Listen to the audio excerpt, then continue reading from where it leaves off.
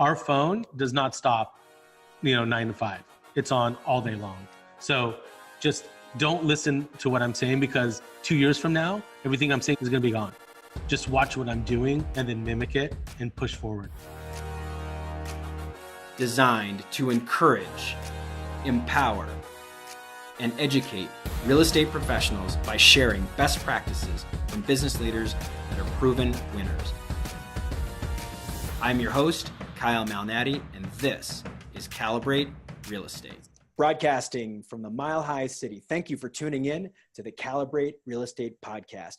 I'm your host, Kyle Malnati, and our esteemed guest today is Raj Qsar from California. Raj, say hello to our podcast audience. Hello, everyone. Hello out there on YouTube, iTunes, and Spotify. Thanks everybody for tuning in. Thank you for your download. Raj and I got connected by a good buddy and a past guest, Alyssa Hellman. Raj and Alyssa are buddies, but before we get into any of that, the Boutique Real Estate Group is based in California. Raj started that in 2013. As we were prepping for our podcast, I learned a little bit about the company. But Raj, how and why did you start a company called the Boutique Real Estate Group? Excuse me as I choke there. How did you start that group? What have you learned in the first couple of years as a startup? It's now 5 or 6 years, but what did you learn in those first couple of years as a boutique real estate owner and the owner of the Boutique Real Estate Group? Thanks, Kyle. Well, first of all, thanks again for having me on the show. I really appreciate that. So the Boutique was founded in January 1st, 2013. And I kind of was, I would say, like a rookie to the industry. I had been in 4 or 5 years. I was working for what I would say is like a big box brokerage. And I got busy really, really fast. And I realized really quickly as an agent, you wore a lot of different hats. You had to be the photographer, the social media coordinator, the transaction coordinator, you're booking your own appointments. You're at appointments. You're like all of a sudden now a termite expert, a roofing expert. You're a painter, a carpenter. You're like all this stuff. And it was really like mind boggling. I really didn't understand how like disorganized our industry really was at the time. And so I was licensed in 2006. I was a single agent, but I had a full-time corporate job as well. So I was in the pharmaceutical industry at the time, which I had been for about 10 years. So I learned a lot of my sales, my negotiation, my rapport and my rapport building with clients was really based truly in the pharmaceutical industry and all the sales training I had learned there. So I felt originally like I had a heads up versus a lot of different real estate agents out there, but that's kind of where I learned how to like look at someone, understand what they were saying, take it in, and then respond. Like taking that moment to like listen to what they're saying, hearing it, and then responding back to them. So anyway, about a week after I got licensed, I was out with a bunch of my pharmaceutical clients. And we were doing a happy hour because that's what we did in the pharmaceutical industry. We just wined and dined people. Like we went out, we had an expense account. We just had a great time. And this is 2006. So this is PF, right? BF, before Facebook. BF, right? So there was no Facebook. I couldn't go find who the heck Kyle was. Like I had no idea. So I'm out with all these doctors and we're at a place called Javier's at the Irvine Spectrum, dead center of Orange County. And one of the doctors, his name's Dan, comes up to me and goes, Raj, man, you know everyone. You're like totally out there. You're all over the place. Again, before Facebook. I'm looking to buy a house with my fiance. Do you know any realtors? And I was like, oh crap. I just got licensed last week. I'm like, I'll help you out. I literally said, I have no idea what I'm doing, but I would love to help you out. He's like, let's do it. Okay, Kyle, we looked at 3 houses. We wrote up 1 offer. It got accepted. No appraisal issues, no disclosure issues. Escrow was perfect. The loan was perfect. We closed in 30 days and I got a big fat check. And I was like, this is literally the easiest gig on the planet. Like, why is everyone not a realtor? You know? And so that's kind of how I got started. And I got busy really, really quick after that because he introduced me. So he was a resident physician, introduced me to his boss, and then his boss to his boss, and his boss to his boss. So I got thrown into this market of like $1 to $5 million properties in my first year. Okay. And about 6 months into it, I learned that, man, like buyers are a little bit difficult. Like they could literally look for 6 months, 7 months, a year before they find that perfect house. I need listings to live. Like I literally need listings to live. So as just like a regular guy, especially being on the marketing side in the pharmaceutical industry, I knew what I wanted my real estate stuff to look like. I never printed anything. And again, this is before Facebook, right? So I throw an email out to about 30 or 40 of close friends. I said, hey, I'm looking for a graphic designer. Does anyone have a graphic designer? I want my stuff to look like it came out of like En Vogue, like a cool magazine or like a luxury magazine. I didn't want it to look like all the stuff I was getting in the mail already at home, which is basically the same templated postcard or flyer from the same exact company. And the only thing that was different was the headshot and the contact information. So I wanted my stuff to like exude kind of this price point of $1 to $5 million in the city, in the neighborhood I was living in. So I meet up with this guy at Starbucks. I show him all the stuff that I don't want it to look like. I asked him to design a piece for me. Again, no website on there, just a phone number, no call to action, no click here to retarget, to cookie someone's browser and follow me around the web and drop into a CRM. And then that CRM sends them a drip email, which goes to a squeech page on Facebook. Now I have all their information and now I'm calling and retargeting and doing all that. None of that, right? None. That did not exist at the time. So I get my first call, $2.5 million listing off a postcard I just threw in the mail. So I was like, oh crap. This is where I got to live. So I learned really quickly that I can't be the agent and the designer and the social, or there's no social media at the time, but to be social media guru, to technologist, to the guy who figures out how to build a squeeze page and link to a Facebook ad. Again, no Facebook at the time. Like, how do you do all that?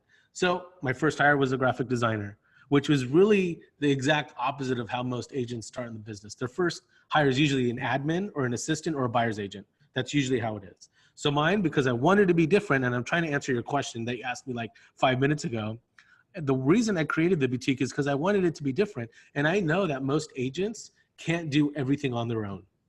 They just can't. It's impossible. Like, how do you keep up with this stuff? Like, have you logged into Facebook Ad Manager lately? It's like you need a PhD in Facebook to figure that stuff out. So it's changed a lot over the years, and I just wanted to be different. I wanted my agents to be successful. I wanted to take that weight and that pressure and stress off of their plates and do all that heavy lifting for them. Gosh, I love that. You remind me of my good buddy, and I know we share this connection, Brad Allen, the Art of Real Estate down in Columbia, South Carolina. I've been to his office, met his team, and it's a similar concept. And I'm not saying you're both the same, but the idea is that we're going to create some expertise within the brokerage so that every agent doesn't have to be the chief everything officer. They don't have to overpromise and underdeliver, which a lot of us type A personalities do. Oh, I can do that. I can do this. I can do that. I can figure it out. I'll figure it out and know 30 minutes more about this subject than you do, and therefore I'm an expert, you know? So I love that you started with that, because I think everybody wants to be different, but kind of struggles to figure that out. And I think it's great that you hired a designer. You hired someone that had a really high-end look, because that's what you were going for. And I love that you just hit it out of the park on your first sale. You got spoiled, by the way, I will tell you that. And I'm sure you figured that out after the fact. But what an awesome start to your career. So 2013 and 2014. So you'd been licensed a number of years at one of these bigger shops, and you start your own brokerage firm. I'm the CEO of Calibrate Real Estate. There's 8 of us, including myself. You told me as we were prepping, and I'll let you get into this more, that you had some amazing growth in the first couple of years of your company. And then what? What happened? Yeah, so the way the story goes, Kyle, is as I was like looking for this path and going down this road of, and I just saw this divide, like especially being like a younger agent, I saw this divide. I saw all the agents who had been around 30 or 40 years who really had no web presence, no social presence. They literally were in their office picking up a phone because they sold to their friends who are now grandparents, who's now selling to their children, their children's children, and their children's children. So they literally, like when you looked at their listing, the photos were horrible. There was nothing staged. There was no anything online to distinguish like, wow, this is a marketing powerhouse. So early on, I was like, okay, once Facebook hit, that changed everything. I was on Facebook for a week, got a direct message from a friend that I used to skateboard with in elementary school. And like we used to hide in the orange groves and play hide and seek and all that kind of stuff. I got a call that's like, oh my gosh, Raj, I'm moving back to Orange County. I see you're a realtor. Can you help me buy a house? Light bulb clicked. Wow. Like I didn't do anything. I just logged on and I got a message for someone who wanted to buy an $800,000 property. So I'm like, this is great. So at that time, they called them fan pages. Facebook fan pages. So I built a fan page and I got up to about 1,000 followers at the time. And I remember going to a broker's open in my city and pitching, hey everyone, I have a coming soon listing. Again, this is before Zillow dubbed it coming soon. I have a coming soon listing and it's on my Facebook fan page. And I posted about 30 photos there for all of you to go look. And people looked at me like, who the hell is this cocky ass kid? Like, what is he talking about, fan page? He thinks he's fans? He's been in the business 4 years. How can he have fans already? Like, I just got like, people were like, I had no idea what I was talking about. So anyway, people noticed though that our listings sold quicker and they sold for more money. And what happened as we got good at this, our listings had a certain look to them. Everything was very polished. And we have a calling card on our listings. We really do. When someone sees one of our listings, and our primary photo always has a white bowl with green apples. The white bowl represents purity, the green represents wealth. So that's a signature calling card for all of our listings. So as people started noticing stuff, and we were on Facebook and Twitter and Pinterest, and then Instagram kicked in, people would literally see our listings before they hit the MLS, right? And they'd had especially hyper locally, right? And they had a distinct look to them. Anyway, I did my first real estate video in 2008. 2008, again, I felt like I had Facebook down and I knew where I was going with that. We had about maybe 10 or 15,000 followers at that time. And again, more than any other brokerage, more than all the real estate brokerages combined in Orange County, our Facebook fan page. So people were seeing our stuff. We were boosting every post. And so our reach and our engagement was awesome. But in 2008, I called on an expired listing. A big box brokerage had it. It was on the market about 120 days, was not staged, horrible photos, no web presence. You know, the same typical story. We knocked on the door, got let in, chatted with the folks, and basically said, we want to do something different. Here's our social media presence. It was a husband and wife. They were both lawyers. Said, here's our social media presence. And I have this idea. And I have this idea about shooting a real estate video about your home and what it would be like to live on this street in this neighborhood behind these gates. There's 94 homes behind you, and what's it like to live here? And as I was cruising in, I simply asked, what's that pink flamingo doing on that fourth house in from the gate? And they're like, oh, we have a bunco group every month, and the pink flamingo in front of the house is the person hosting. So as you drive by, you would know who'd be hosting bunco that month. Anyway, so we staged the home, we take killer photos.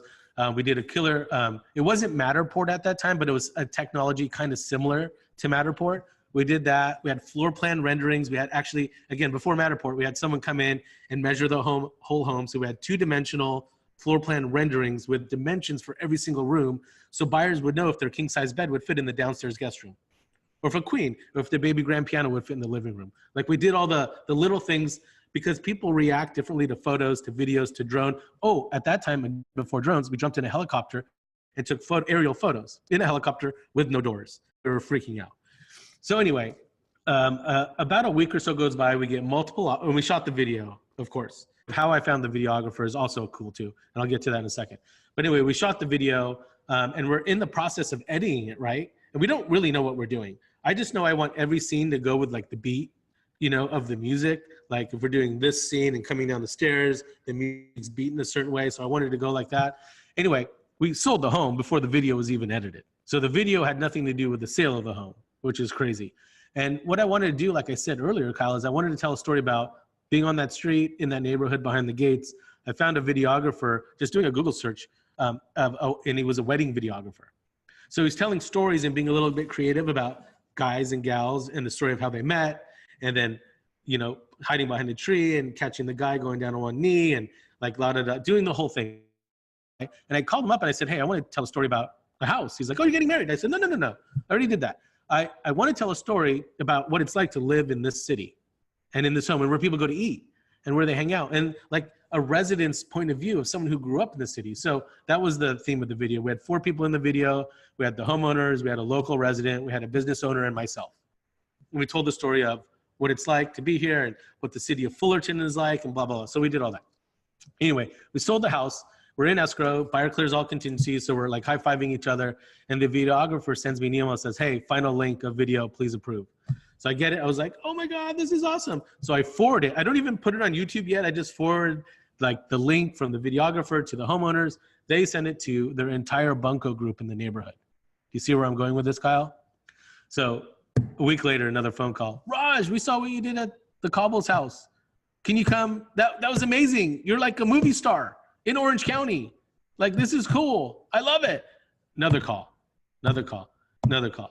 We're on our 16th listing in that neighborhood. We have a listing there today, which just entered contract last week in that neighborhood because of the first video we shot in that neighborhood, which never sold the home that we intended to sell it for. Again, Facebook light bulb, video light bulb. I want to be different. I got a call from Inman News because they saw the video and said, hey, that's really cool. Come speak. And then that was a game changer.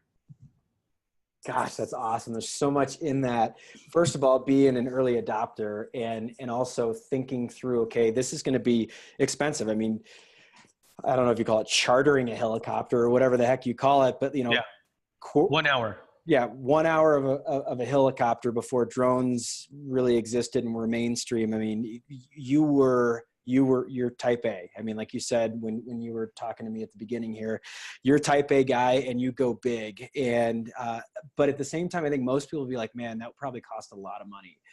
But I would probably imagine that those 16 listings in that neighborhood have been far and above the cost of whatever it was to produce that video. And then further, the fact that it gets you connected with Inman. Let's talk about that because Alyssa introduced me to you. She was a guest a few episodes ago at the beginning of the year. And Alyssa, I know, is a big thought leader in our real estate industry. And she connected me with you. And so what is it like to be connected with people like Alyssa, but then also Inman and what that all means to you? You said that was a game changer.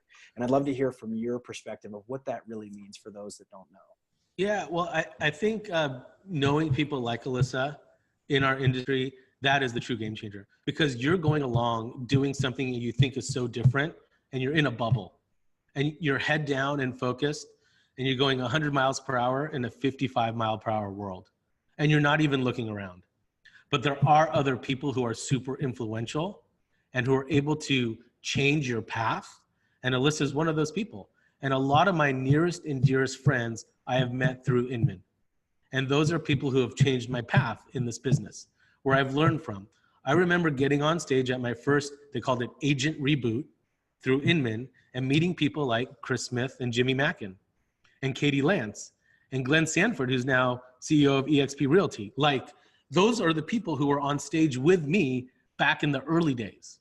And those are the people who have really, really done some amazing things, right? Seth Price is another one. So all of us kind of grew up in like the dark ages and like, what the heck is this Facebook thing about? What the heck is a website? And how do we make a website? And how do we do this? And how do we get people, how do we attract people to our brand? How do you be a brand ambassador? How do you get people to like die and love and like shout your brand out to the world? Like, these are all the people who knew how to do it early on. They're all still close friends of mine. And that presenting on that stage in Orange County led me to the main stage in San Francisco, where I was on a panel. It was called New Kids on the Block. And there was 4 of us who were doing really cool things. Matt Beal, who's owner of Hawaii Life, Lisa Archer, who's CEO of Live Love Real Estate, and then myself, and then Sherry Chris, who's CEO of Better Homes and Gardens Real Estate, moderated us. I mean, that was like, oh my, I remember being in the back in the green room, literally feeling my heart, like hitting my monitor. Like, I thought I was literally going to pass out in front of like 3,500 people, telling people this like initial story. And so all of that kind of led to where we are now. I mean, it wasn't all like, you know, roses and champagne at all. It was the early years, man. The early years were really difficult and really like a time where I could now look back and reflect. In 13 and 14, we went from 5 agents to 50. And we were not ready for that. I was not ready for that at all. We didn't have really the infrastructure, the tech, the talent. We didn't have any of that really ready. We just had what I would call is like hustle and passion. I mean, you know what Gary Vee says about hustle, even though he's getting some horrible backlash right now from the real estate world. But Gary Vee says hustle. He's like, when you have no money, you hustle. right? You have no money, you hustle. So that was early on, man. I left a corporate job of 12 years where I had like a base and commission and profit sharing and pension and all this stuff going to basically you wake up every morning unemployed as a real estate agent. You know, you're as good as your next closing. You're as good as your next agent. You're as good as your next deal, right? And so I had to hustle, but we went from 5 to 50 agents like in a few months because people were attracted to what we were doing, but none of us really knew how to scale that. We didn't know how to capitalize on that. So from that time, I mean, I literally have 2 people left from that original 50, right? So we've completely restructured. We redid our entire back end. We know exactly what we're doing now in regards to social, tech, design, marketing, branding, scaling what we're doing. We're completely ready to go now from like 40-ish. We're ready for that next bump to 80 to 100 agents. Like I couldn't be more pumped up about the future. Gosh, that's awesome because you're right. When you start, and I say boutique brokerage firms, you are named the boutique real estate group. So it's perfect because it just ties right into what I do. And literally thousands of people are doing across the US. You're learning as you go. And while you have a pretty large platform, you've been on some amazing stages, you're also taking some bumps, you're getting some bruises, you're getting a scar here and there. And so Raj, what do you think happened so that your first 50 agents, only 2 remained? Like, what was it that, because I can see that and I know why, and you had several conversations with different people that you alluded to as we were getting prepped, but what do you think, why do you think that occurred? And then what also have you learned from it where you feel like, man, we're ready for this next phase of growth to 80 or to 100? But let's talk about that a little bit on some of the lessons you learned, because that's got to be really humbling, I can imagine. Yeah, it really is humbling, especially because you're getting recognized across the planet. You're on every main stage. You're invited to everything. You're preaching this. People are coming up to you after the conference going, oh my God, if I lived in Orange County, I would so work with you. How can you open up in Texas, Florida, New York? I heard it all, right? So what I think happened is there was so much happening in that early kind of beginning of Facebook, beginning of tech, beginning of website, like all that kind of stuff. So much was happening. And people were throwing everything at you. And I felt like I could handle it all. I said, I want to try everything. I'm going to build the craziest website ever. And then obviously back then you can go broke doing that. You know what I mean? It's so crazy expensive to do that. They're like, I'm going to tackle a CRM. So we got it. I didn't even know what CRM standard for, but everyone's talking about CRM. So we're going to get a CRM. I buy it for everyone at the brokerage. It's so crazy expensive, right? And then I look at adoption rates and no one's even using it. You know? So there was a lot of that struggle. And then accounting and bookkeeping, like I was managing a lot of that on my own until I hired a bookkeeper. And then now there's stuff where you can just do it online. It's so easy. The bookkeeper approves it, make sure the numbers are right, direct deposit into the agent's bank account. So all this stuff totally changed where I was literally printing checks for agents in the office to now it's like they get an email and a text that you've been paid, you know? So all that stuff is really like streamlined. But we weren't doing it. I didn't work at a big, huge box brokerage. I don't have a degree in real estate. I didn't do any of that stuff, you know? I've never been coached, except by my friends, right? Never been coached, never been at a big box brokerage, never been to a family reunion, never done any of that stuff, right? And so I literally have my friends. I've got people like Chris Smith, Jimmy, Seth, all these people, Alyssa, that I could reach out to at any time and say, I have an issue. This is what I'm struggling with. How do I fix it? Right? I have a very marketing, social kind of brain, but like on the business side, I do need help. And so that's where I have people who have strengths there helping me. And then I've got great friends like Vanessa Bergmark at Red Oak Realty in Oakland, who's, you know, we've cried on each other's shoulders a dozen times about like, oh my gosh, this is what I'm going through. I'm like, no problem. I got you. And then she's like, this is what I'm going through. I got no problem. I got you. So I've got friends who've kind of helped me and guided me to be where I am today. Oh man, I love that because there's so much in your answer. The first thing that I listened to, it just cut me deep, is you're standing on a stage, you're presenting to a group of people who are like, I mean, these are the touchdown stories, right? And then all of a sudden in the back of your mind, you're like, but things are not nearly as glitz and glam as they would appear on stage when I get back at the office. Or people are saying, you're sitting down with someone who's saying, I don't like this or I don't like that, and I'm leaving. And you're presenting to this big group of people. And that's such a funny thing with being in a startup, is that people recognize you outside of your element, outside of the four walls of your business, because they see different things and they're not there on the day-to-day. And so that's really tough.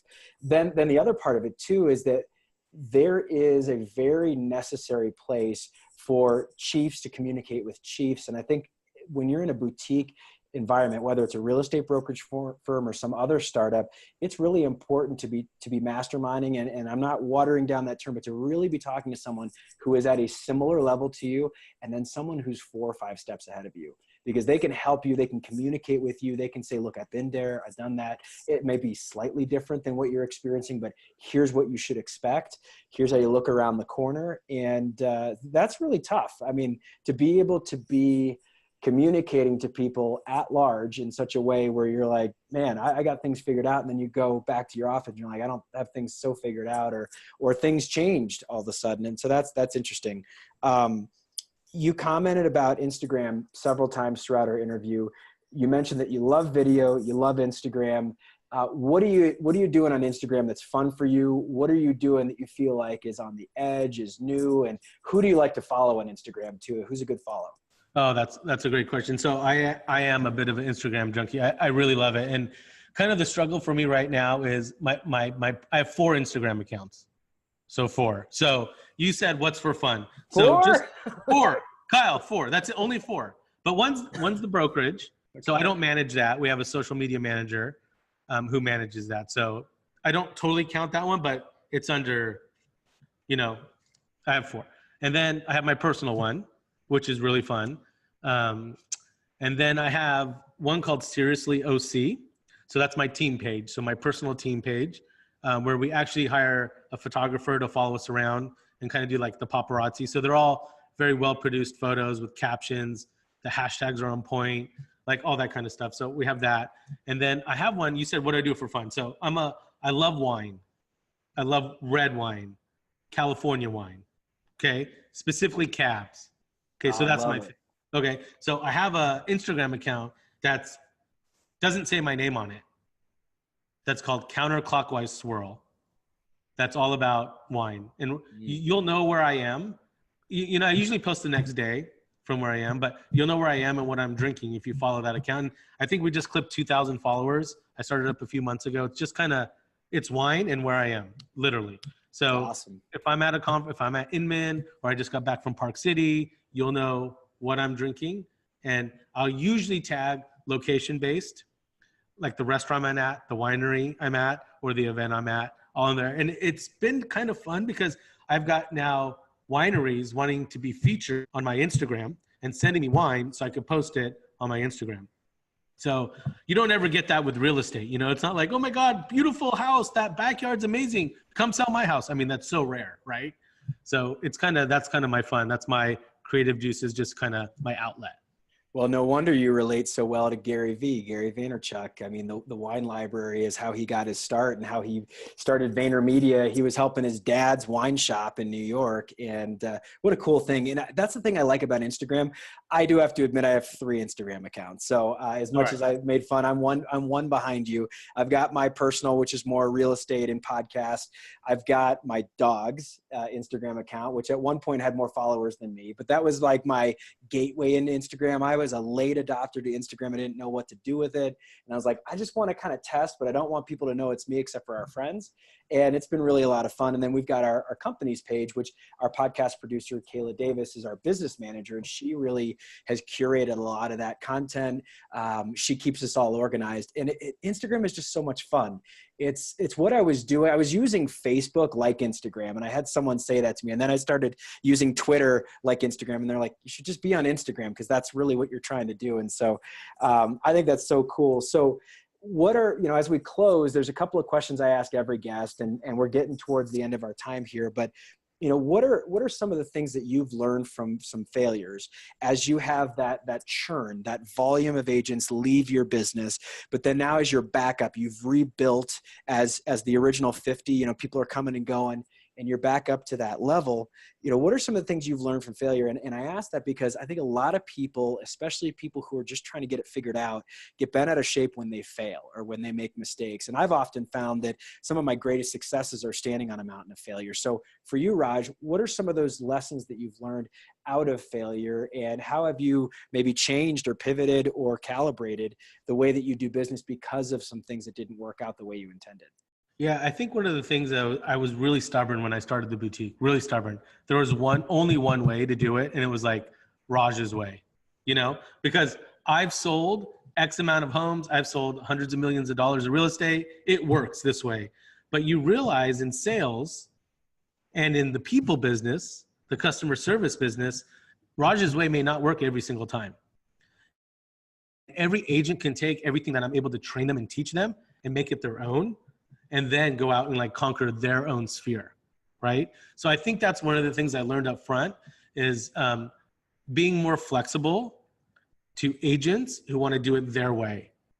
So we stayed on that. Our brand has been super consistent, and our brand attracts a certain type of agent, right? But the way they're doing it, I've like released the leashes on that, so to speak, right? I'll give you a great example. We have a business card. It's literally won awards through Inman, through real estate sites and circles across. It is gorgeous. I found one vendor on the entire planet who makes this business card. Okay. Nobody knows, not my wife, not my children, not my admins, not the 2 agents who've been with me since day one. Nobody knows where these get printed. They get shipped to the envelope, to the office in an unmarked cardboard box, wrapped in yellow duct tape, with no return address, nothing. I told this vendor, I will order business cards from you for the rest of my life, as long as nobody knows and you don't tell anyone where I'm getting them from. So they're quite expensive though. And that's one of the things our agents pay for, is their own business cards, right? But now I have a second version, which is a very much less expensive, much more affordable version, whatever that agents can order. So I've loosened the reins, so to speak. You don't have to get the fancy card. You can get this card. Although 8 out of 10 of our agents get the fancy one, right? They want it, they love it, they see it. And I've literally got listings from that card alone. So anyway, that's just a little bit of a story of how we've loosened the reins a little bit. Oh man. Well, I was hoping that you were going to tell everybody on our podcast audience who that vendor was. I'm just kidding. Yeah. So with that design element, and obviously the videos that you were producing way before everybody else was, it's pretty clear that the way that you brand yourself is very high end. And I think that works. I think that works in California. I think it works in some major metropolitan areas. There are some people that are listening in small towns in the Midwest. And I think that there are some lessons that that are portable, that I think that you can share with someone here in just a moment, that will help them understand that it doesn't have to be done that way, that high end, but you can find your spots to really invest and really focus in on that differentiate yourself. That's the whole thing, is it doesn't always have to be expensive, but it has to be uniquely you, and it has to be beautiful, and it's got to be on point. And you shared at one point that beautiful design evokes emotion. Emotion stirs the soul and creates a connection between the client and the agent. And I'm quoting. So can you share a little bit more about the power of storytelling and the power of emotion, and how maybe someone who's not in the OC, who's not in New York City, who's not on an Inman stage, can maybe take that concept and relate it to a rural type of business, or just even if they're just a solo agent and they're not running a big company like you? How do people use design to evoke emotion? Yeah, I would love to tell you a story and have the absolute perfect story. And so everyone listening, grab a Kleenex box, because this one's like a total tearjerker. So one of the first handful of videos we ever did, I got a referral from my financial advisor. He's like, I have a client, they want to sell. They're in a city called Villa Park. The husband passed away, and it's like a little old lady in a big old house, right? So I go over to the house, and literally like 30-foot crazy wood doors. I enter, I open the door. It's this frail lady answers the door. Hi, Raj. How are you? Gives me a big hug. I said, so nice to meet you. How's it going? And the first thing I notice as I walk into this house is the dining room's right in front of me. But there's not a dining room table. There's a baby grand piano. And I immediately connect because most people in a stay home do dinners and they have dining room tables and they entertain a lot. So I notice right off the bat that there's no dining room table. And I said, oh my gosh, do you play the piano? She's like, no, my husband used to play the piano. I said, off, just going for it. I'm like, did he have a favorite song that he played for you? She said, yes, The Summer Wind by Frank Sinatra. I was like, oh, and I could hear it in my head. The summer wind was rolling in, like I know that song because I love jazz and I love Sinatra and Michael Bublé and all the classics. So I immediately connected and had a storyboard for a video. Immediately. Toured the rest of the house. I'm not asking about upgrades. I'm not asking about bedroom, bathroom count, granite, crown molding, literally on a half acre with the most beautiful pool and the mature trees and butterflies in the backyard, like not focused on any of that. I have the video. We do a casting call for someone who could play the piano and sing The Summer Wind. We find a gal. We're going to do a surprise birthday party in this home where the husband's out to work, so focused on his phone, comes in, showers, changes.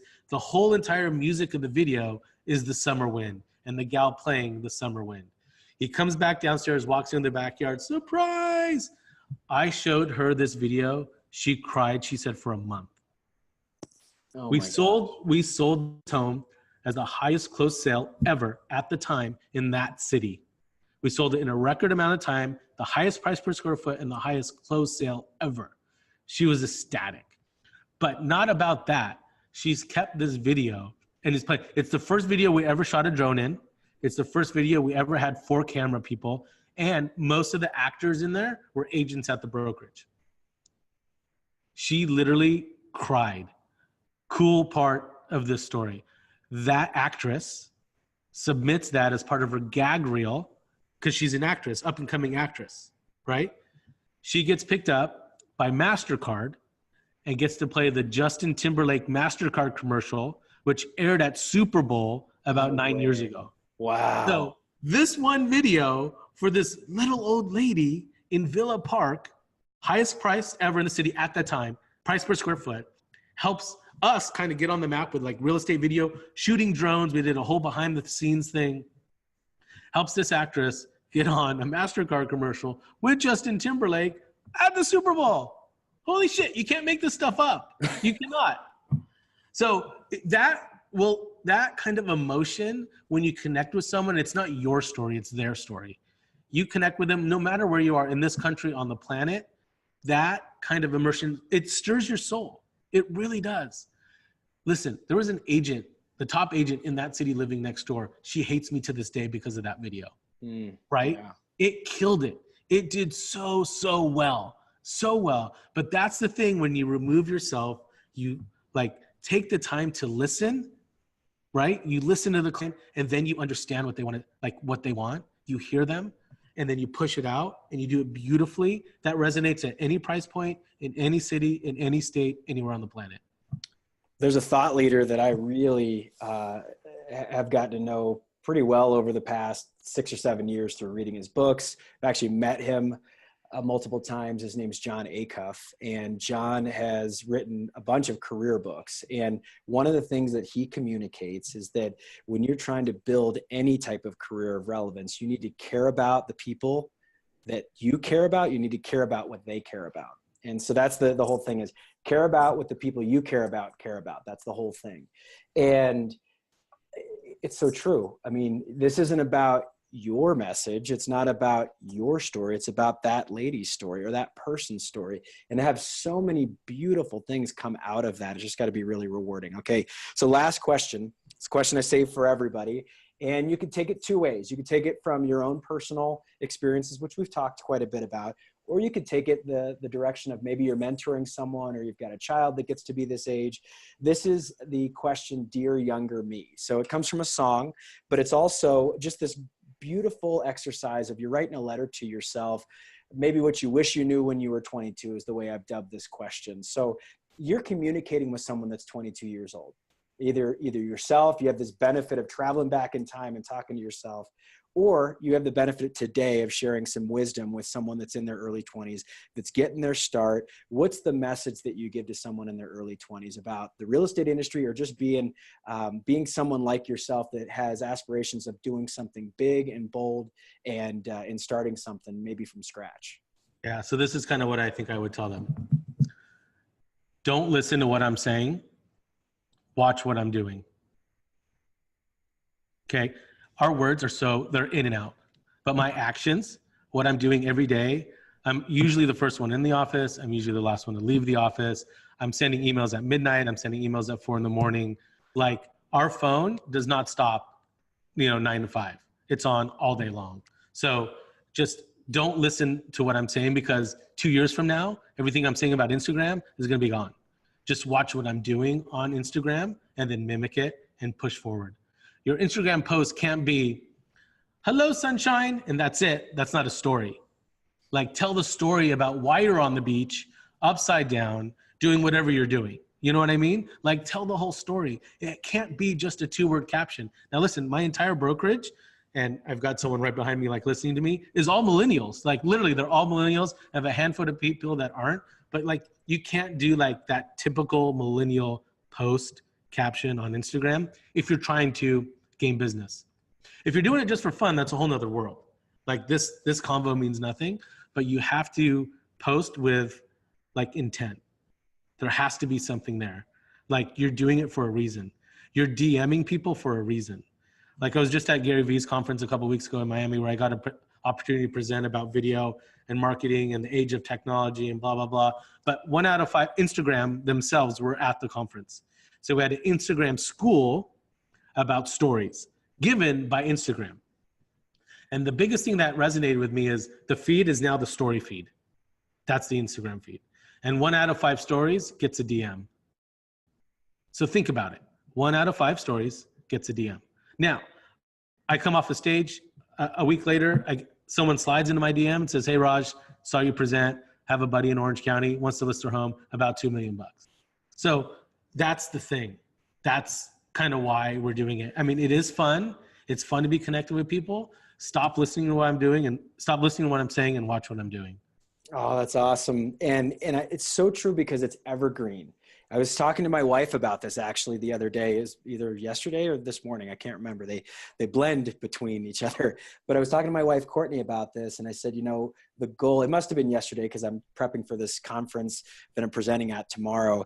And I said that, the goal is to share evergreen content. And she's like, evergreen, what's that? And I was like, oh, it's funny. I've heard that so many times that I just figure everybody speaks that way. I was like, well, it's evergreen, like evergreen trees. And she's like, oh, I totally get it as soon as you said it. But the idea is, the platform is going to change, and it has changed, and it's going to continue to change. It's going to be rapid. You might be doing whatever it is. It could be Instagram, it could be Snap, it could be Twitter, it could be Facebook, it could be whatever. Whatever you're doing now is not going to be what you're doing 10 years from now. But the way you do it is probably going to be there. And there's that uniformity that your platforms are going to change, the people you're communicating with, but the way that you communicate and the actions that you take, regardless of the platform, are really going to be there. So I love that advice.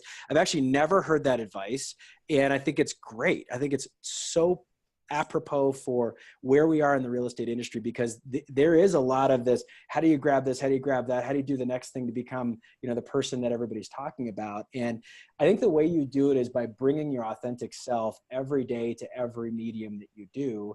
And that's what separates you. That's what makes you distinctive. That's what makes the boutique real estate group special, is that you're not just repeating what other people are doing. You're bringing your own authentic self to the marketplace, and you're working your tail off too as you're doing it. So Raj Qsar, this has been a really, really fun opportunity to get to know someone you and I have never met before, although we know so many different people that are connected with us. So I'm sure we will meet at some point. How do people connect with you? How do people connect with the boutique, and where can you be found on social media? What are your handles, and what's your website? Yeah, so our website's theboutiquere.com. So once you're on our website, you can see our listings. You can connect with all our platforms socially. We're basically The Boutique RE on every platform. If you want to connect with me, it's Raj Qsar, RAJQSAR on everything. And yeah, would love to connect. You could also email me anytime, raj@theboutiquere.com. Raj, thank you so much. Thank you for taking your time, investing in our podcast audience and sharing. I really do appreciate it. And I know we're going to get to meet at some point in the future. So for my podcast producer, Kayla Davis, who books these and works through a lot of the content, we both say thank you for being a guest on the Calibrate Real Estate podcast. As our avid listeners know, my favorite saying at the end of the show is that we will see you around the neighborhood. Thanks so much for being a guest, and we'll talk to you soon. Thanks, Raj. Yeah.